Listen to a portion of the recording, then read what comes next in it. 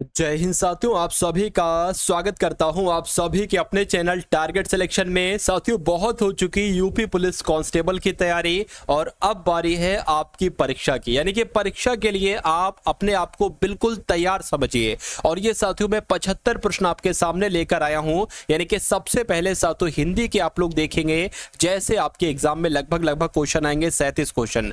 उसके अलावा साथियों जीएस के आपके 38 क्वेश्चन आएंगे, यानी कि कुल मिला के आपके जो 75 सवाल आने वाले हैं। आज लगभग साथियों उसी लेवल के मैं 75 प्रश्न लेकर आया हूं। अगर वाकई में मान लीजिए एक पल को कि अगर यही 75 के 75 प्रश्न आ जाते हैं तो कितना स्कोर आपका रहता है हिंदी में और कितना स्कोर आपका रहता है सामान्य ज्ञान में। एक बार अपने लेवल को जांचिए, किस मुकाम तक आप लोग पहुंच गए हो उसको जांचिए। तो साथियों सबसे पहले हिंदी के 37 सवाल होंगे, इसमें से साथियों आपको लगभग मेरे हिसाब से 25 के आसपास का अपना स्कोर रखना ही रखना चाहिए हर हालत में।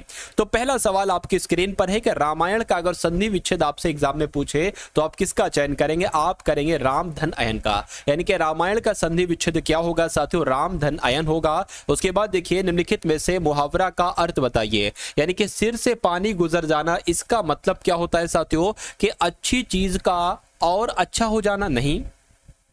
उसके बाद लिखा हुआ है साथियों अपमान सहन कर लेना नहीं, सहनशीलता की कमी टूट जाना बिल्कुल साथियों, यानी कि अब कहा नहीं जाता है कि भाई मेरे तो सिर से पानी गुजर गया है, यानी कि सहनशीलता की सीमा टूट जाना, बर्दाश्त की हद पार हो जाना। उसके बाद देखिए अगला सवाल है साथियों आपकी स्क्रीन पर देखिए और मुझे बताइए कि निम्नलिखित में से कौन ऊष्म व्यंजन नहीं है? बताइए। देखिए ऊष्म व्यंजन की अगर बात करते हैं साथियों आप सभी लोग जानते हैं शा, शा, सा, हा भी एक ऊष्म व्यंजन होता है, लेकिन अगर गा की अगर बात करते हैं साथियों ये ऊष्म व्यंजन नहीं होता है। अब नहीं होता है तो यही आपका साथियों राइट आंसर हो जाता है। उसके बाद देखिए अगला सवाल है कि खट्टा विशेषण की संज्ञा क्या होगी? ये आपसे यहां पर साथियों पूछी जा रही, देखिए और बताइए राइट आंसर आपका क्या होगा। देखिए अगर खट्टा विशेषण की संज्ञा बताए तो साथियों खटास हो जाएगी। राइट आंसर आपका जो जाएगा वो ऑप्शन नंबर सी के साथ जाएगा। उसके बाद देखिए किस वाक्य में अकर्मक क्रिया है? अब ये सवाल आपसे पूछा जाएगा किस में अकर्मक क्रिया है? रजनी ने गीत गाया तो अकर्मक क्रिया नहीं है, पानी पी रहा है सकर्मक क्रिया है, सिनेमा देखते हैं सकर्मक क्रिया है, ठूठ खड़ा है ये हम लोग कह सकते हैं इस वाक्य में अकर्मक क्रिया है और यही आपका बिल्कुल सही जवाब हो जाएगा। उसके बाद देखिए मीरा ने आधा लीटर दूध पी लिया, इसमें विशेषण आपसे पूछा जा रहा है साथियों कि इसमें विशेषण कौन सा होगा? देखिए अब यहां पर आधा लीटर आ गया है, आधा लीटर दूध है तो ये मैं कह सकता हूं साथियों ये इसमें यहां पर परिमाणवाचक एक तरीके से विशेषण हो जाएगा और यही आपका बिल्कुल करेक्ट आंसर हो जाता है। उसके बाद देखिए अगला सवाल है साथियों आपकी स्क्रीन पर देखिए और मुझे बताइए कि आपका सही जवाब क्या है? कि सदा सच बोलना चाहिए। इस वाक्य में वाक्य का भेद बताइए कैसा है मुझे बताइए। देखिए अगर किसी भी वाक्य के अंत में चाहिए आ जाए और पूछा जाए कि वाक्य भेद क्या है, यानी कि यह वाक्य किस प्रकार का है, तो आप हमेशा क्या लगाएंगे? आप हमेशा इच्छावाचक वाक्य बताएंगे। क्यों? क्योंकि जिस वाक्य में चाहिए आता होता है यानी कि उस वाक्य में इच्छा जताई जाती है, जिसके मैं कहूं कि आप इस बार वर्दी आपको पा लेना चाहिए या इस बार आपको एग्जाम क्वालिफाइड कर लेना चाहिए, तो ये मेरी इच्छा है, ठीक है ना, तो एक इच्छावाचक वाक्य हो जाएगा। उसके बाद देखिए पेड़ से फल गिरा, इसमें साथियों कारक आपसे पूछा जा रहा है कि कारक इसमें कौन सा है मुझे बताइए। देखिए सिंपल सी बात है कि अगर किसी वाक्य में साथियों से आ जाता है तो वहां पर या तो करण कारक होगा या अपादान कारक होगा। अपादान कारक जब होगा साथियों जब दो चीजें आपस में जुदा होंगी, लेकिन जब दो चीजों का आपस में मिलन हो रहा होगा तो वहां पर साथियों करण कारक होगा। यहां पर पेड़ एक तरीके से फल अलग हुआ है पेड़ से, यानी कि जुदा हुआ है, तो यहां पर आपका अपादान कारक हो जाएगा और यही आपका बिल्कुल करेक्ट आंसर हो जाएगा। धनवान का अगर आपसे स्त्रीलिंग पूछ लिया जाए तो आप साथियों किसका चयन करेंगे? आप करेंगे धनवती का, क्योंकि धनवान का स्त्रीलिंग क्या होता है? धनवती होता है। राइट आंसर आपका सी के साथ जाएगा। निम्नलिखित में से आगत या विदेशी शब्द साथियों कौन सा है मुझे बताइए। देखिए अगर यहां पर बात करें साथियों विदेशी शब्द कौन सा है, तो जो सरकार शब्द है ना, सरकार, ये आपका एक विदेशी शब्द है। उसके बाद देखिए निम्नलिखित में से असंगत आपको बताना है कि इसमें से असंगत साथियों कौन सा है मुझे बताइए। चलिए देखिए तुमसा, जैसा, आपसी, ये सब एक कैटेगरी के, लेकिन धार्मिक शब्द सबसे अलग हो जाएगा, सबसे विषम हो जाएगा, तो यही आपका राइट आंसर हो जाएगा। ऋण शब्द साथियों इसमें से कौन सा है, आपसे पूछा जा रहा है कि ऋण शब्द कौन सा है। तो अगर बात करते हैं साथियों कमल शब्द की, तो कमल आपका कैसा शब्द हो जाएगा, एक ऋण शब्द हो जाएगा, और यही आपका राइट आंसर हो जाता है। किस क्रम में सही मेल है आपको ये बताना है साथियों, बताइए। चलिए, क्या अंश का मतलब सूर्य होता है, मैं कहूंगा नहीं। क्या छात्र को छत्ता भी कह सकते हैं, मैं कहूंगा नहीं। क्या तुरंग का मतलब घोड़ा होता है, मैं कहूंगा हाँ। क्या तरंग का मतलब लहर होता है, मैं कहूंगा हाँ। यानी कि सही सुमेलित वाला कौन सा, यानी कि सही अर्थ वाला कौन सा ऑप्शन है, मैं कहूंगा ऑप्शन नंबर सी वाला है। तो अगर ये सवाल आपके एग्जाम में आता है तो ये चीज आप लोग ध्यान रखेंगे कि तुरंग को घोड़ा भी कह सकते हैं और तरंग को लहर कहा जाता है। अगला सवाल देखिए, जलज और जलद, यहां पर दो शब्द हैं और दोनों शब्दों के मतलब आपसे पूछे जा रहे हैं कि जलज का मतलब क्या होता है और जलद का मतलब क्या होता है। साथियों मुझे बताइए। देखिए, आप लोग ध्यान रखेंगे, ये जो जलद है ना साथियों, बादल, दा अंत में आ रहा है, तो इसका मतलब बादल होता है साथियों, यहां पर भी दा आ रहा है। और इस जलज का मतलब क्या होता है साथियों, समुद्र होता है। इस प्रकार आपका राइट आंसर जो जाएगा वो कि सॉरी ये समुद्र नहीं होता है साथियों, कमल होता है। क्या होता है साथियों, कमल होता है। तो मैं कह सकता हूं, मैं क्या कह सकता हूं कि इस वाले जलद का मतलब तो बादल हो जाएगा और इस वाले जलज का मतलब क्या हो जाएगा, कमल हो जाएगा। तो कुल मिला के आपका राइट आंसर अगर है ऑप्शन नंबर बी के साथ तो बिल्कुल करेक्ट है भाई, बहुत बढ़िया, वेरी गुड क्लास। उसके बाद देखिए अगला सवाल है कि निम्नलिखित वाक्यों में से किस वाक्य में सर्वनाम का अशुद्ध प्रयोग हुआ है, मुझे बताइए।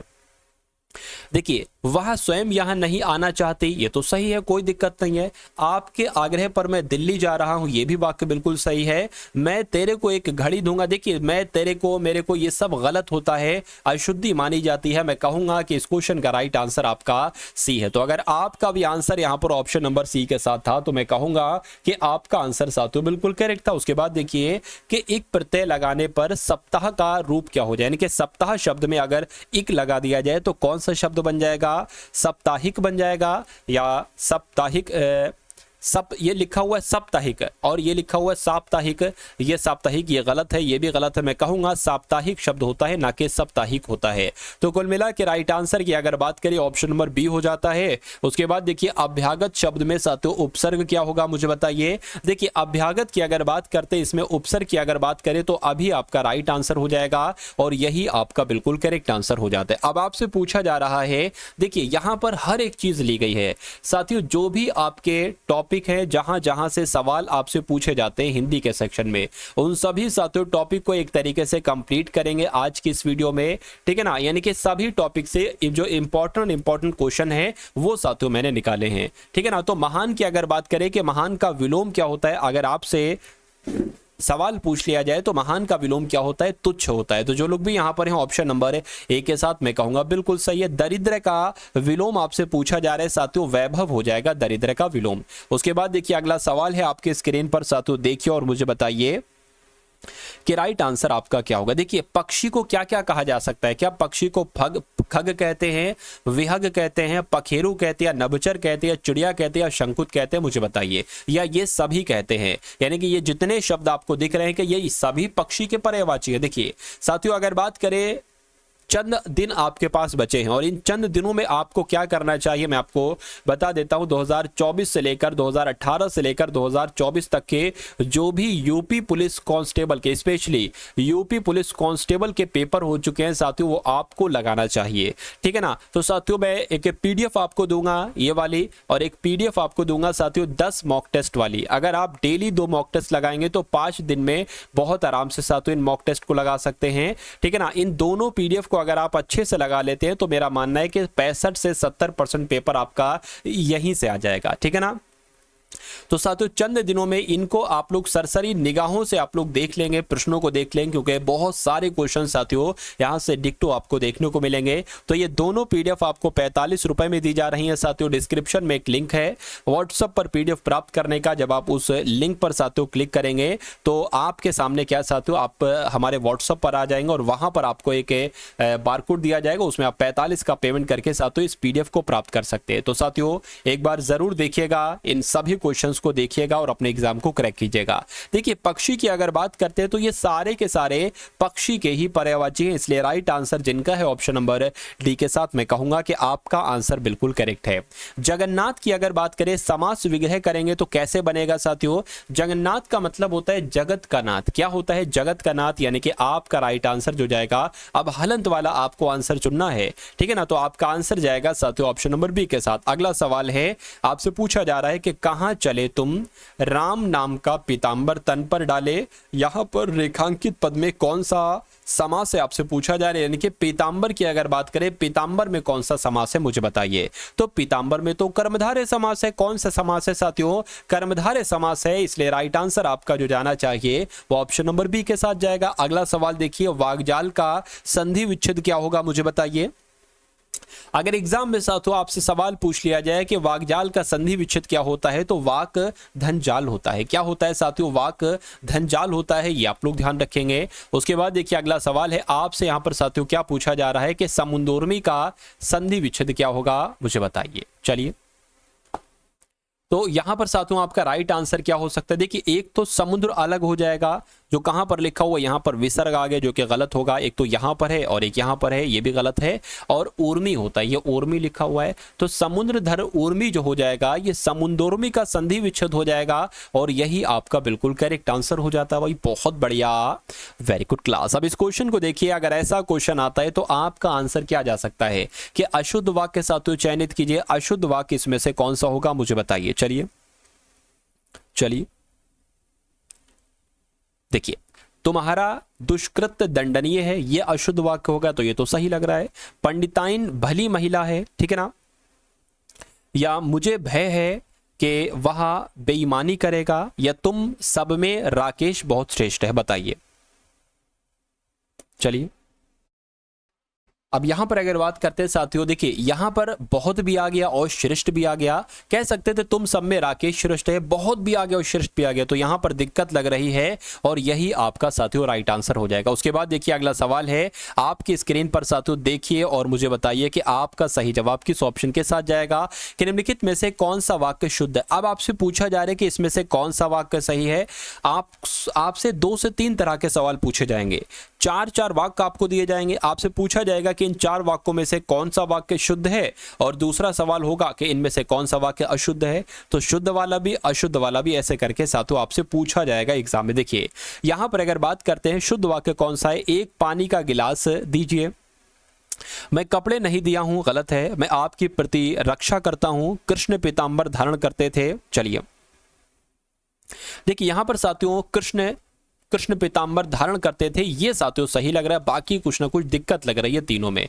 उसके बाद देखिए हाथ तंग होना, इस मुहावरे का मतलब क्या होता है मुझे बताइए। तो मुसीबत में फंसना, या धन की कमी होना, या घबरा जाना, या गुस्सा होना। मैं कहूंगा धन की कमी जिसके पास होती है वो कहता है भाई आजकल हाथ मेरा तंग है।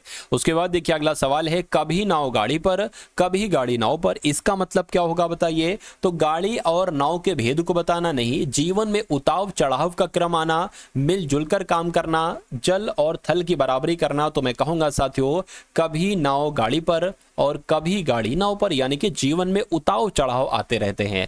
तो जो लोग भी यहां पर ऑप्शन नंबर बी के साथ हैं, मैं कहूंगा कि आप सभी का आंसर यहां पर बिल्कुल करेक्ट हो जाता है। अब उसके बाद देखिए जान पर खेलना, इस मुहावरे का साथियों मतलब क्या होगा एक बार बता दीजिए। कि युद्ध करना, अच्छी तरह खेलना, या बहुत तंग होना, या जोखिम उठाना, बताइए। देखिए जान पर खेलने का मतलब होता है जोखिम उठाना, और जोखिम उठाना कहां पर लिखा हुआ है? ऑप्शन नंबर डी में लिखा हुआ है, यानी कि आपका राइट आंसर जाएगा डी के साथ। अगला सवाल देखिए, झूठ के पैर नहीं होते, इसका मतलब क्या होगा बताइए। झूठ के पैर नहीं होते, झूठ अधिक नहीं चलता, दुखी व्यक्ति को कहीं आश्रय नहीं मिलता, इसका मतलब यह होगा बिना देखे किसी की असलियत नहीं पता चलती, या अपराधी व्यक्ति अकड़ कर रहता है। मैं कहूंगा साथियों झूठ अधिक नहीं चलता, यानी कि झूठ के पैर नहीं होते, ये आपका बिल्कुल सही जवाब हो जाएगा। उसके बाद देखिए अगला सवाल है, आग में घी डालने का मुहावरा क्या होता है, इस मुहावरे का मतलब क्या होता है, ये आपसे यहां पर पूछा जा रहा है, मुझे बताइए। देखिए बात को बढ़ाना, आग में घी डालना, व्यर्थ के कार्य करना, या क्रोध को बढ़ाना, या आग की लौ को तेज करना। मैं कहूंगा देखिए, आग में घी डालना यानी कि गुस्से को और बढ़ाना, क्रोध को और बढ़ाना। इसलिए आंसर आपका जो जाएगा साथियों वो ऑप्शन नंबर सी के साथ जाएगा। और जिनका आंसर यहां पर है ऑप्शन नंबर सी के साथ, मैं कहूंगा आंसर आपका बिल्कुल करेक्ट है। अब सिंपल सा साथियों एक वाक्य आपके सामने, उसमें खाली जगह दे रखी है, खाली जगह में आपको बताना है कि कौन सा शब्द यहां पर साथियों आ सकता है। मनुष्य के कष्ट में पुस्तकें उसकी मित्र होती हैं, या मनुष्य के सुख में, या मनुष्य के एकांत में, या मनुष्य के तनाव में। तो मैं कहूंगा साथियों मनुष्य के एकांत में पुस्तकें उसकी मित्र, उसकी मार्गदर्शक, उसकी प्रेरक, उसकी साथी होती हैं। यानी कि आंसर आपका अगर है ऑप्शन नंबर सी के साथ, तो आपका आंसर साथियों बिल्कुल करेक्ट है। उसके बाद देखिए कि किस विकल्प में सभी शब्द तद्भव हैं, यानी कि उसमें तत्सम कोई ना होना चाहिए, ठीक है ना, बताइए। चलिए, तो यहां पर अगर बात करें साथियों देखिए, आग, जीव, घर, ये तो तत्सम लग रहे हैं सभी। पत्र, यहां पर पत्र, फूल, हाथी, बरखा, रात, सत्य। तो कुल मिला के अगर बात करें जो ऑप्शन नंबर ए वाला आपका ऑप्शन है, इसमें सभी के सभी शब्द तद्भव हो जाएंगे और यही आपका राइट आंसर हो जाएगा। गधे का तत्सम क्या होता है मुझे बताइए। तो गधे की अगर बात करें, आपने भी सुना होगा गधे को गर्दभ कहा जाता है। क्या कहा जाता है साथियों, गर्दभ कहा जाता है। यानी कि गधा आपका तद्भव शब्द है और गर्दभ आपका तत्सम शब्द है। क्रोध किस रस का स्थायी भाव है मुझे बताइए। एग्जाम में साथियों इस टाइप का क्वेश्चन आपसे आएगा एक, तो रौद्र आप लोग ध्यान रखेंगे। क्रोध की अगर बात करते हैं तो ये रौद्र रस का स्थायी भाव है। राइट आंसर जिनका सी है तो बिल्कुल करेक्ट है। जो करेगा सो भरेगा, यहां पर साथियों अगर बात करते हैं कि रेखांकित शब्द क्या है, यानी कि जो है ना, ये साथियों क्या है, ये आपको कुल मिला के यहां पर बताना है। चलिए, तो यहां पर अगर बात करें साथियों के संबंधवाचक सर्वनाम हो जाएगा और यही आपका क्या हो जाएगा, बिल्कुल सही जवाब हो जाएगा।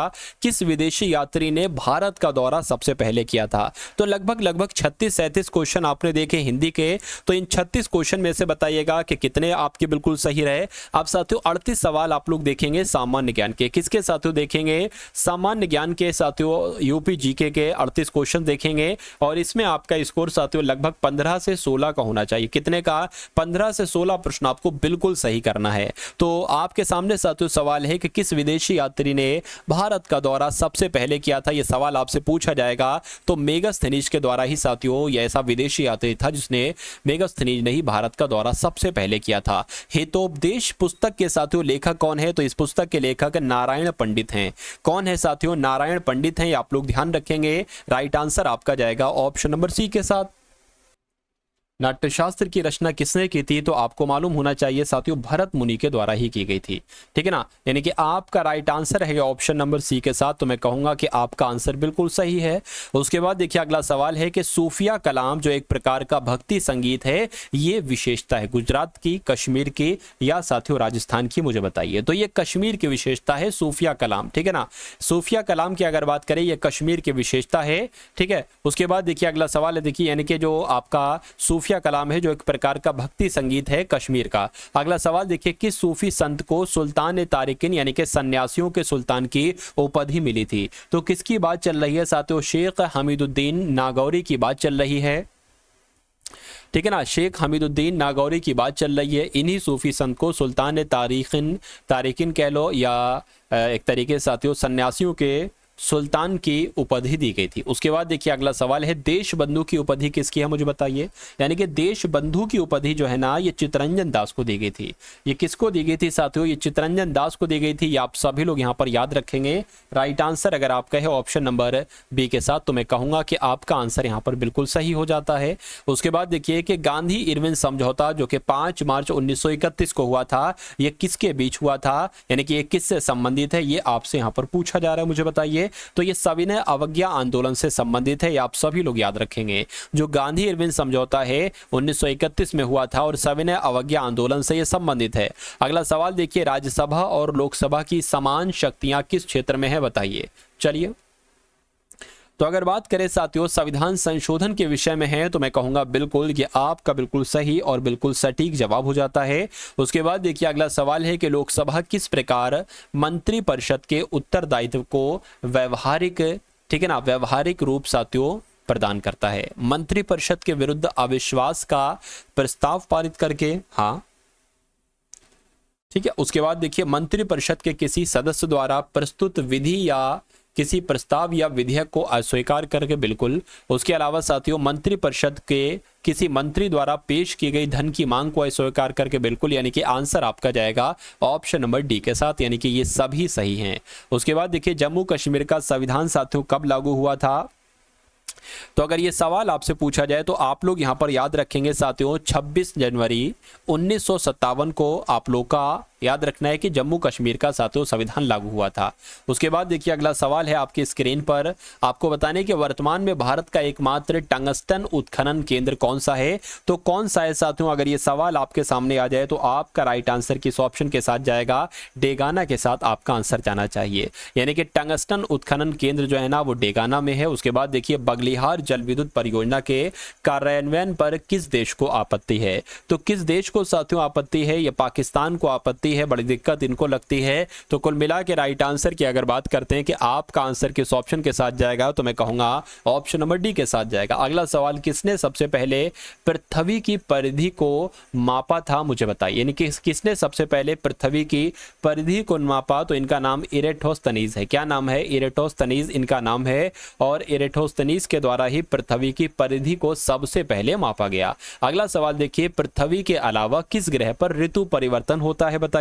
तो मैं कहूंगा साथियों मंगल ग्रह पर होता है। किस ग्रह पर? यानी कि पृथ्वी के अलावा जो ऋतु परिवर्तन है ना वो किस ग्रह पर होता है? मंगल ग्रह पर होता है। अगला सवाल देखिए आपकी स्क्रीन पर है कि क्लेवियस निम्नलिखित में से क्या है? बताइए। एक शब्द आपको दे दिया जाएगा और पूछा जाएगा कि यह क्या चीज है। वो शब्द आपने हो सकता हो साथियों पहली बार सुना हो, लेकिन अगर क्लेवियस शब्द दिया जाता है तो आप लोग ध्यान रखेंगे चंद्रमा पर स्थित एक सबसे बड़ा क्रेटर जो है इसका नाम साथियों क्लेवियस है। यह बात आप सभी लोगों को याद रखना है। उसके बाद देखिए अगला सवाल है कि क्षेत्रफल की दृष्टि से विश्व का सबसे बड़ा डेल्टा कौन सा है? मुझे बताइए।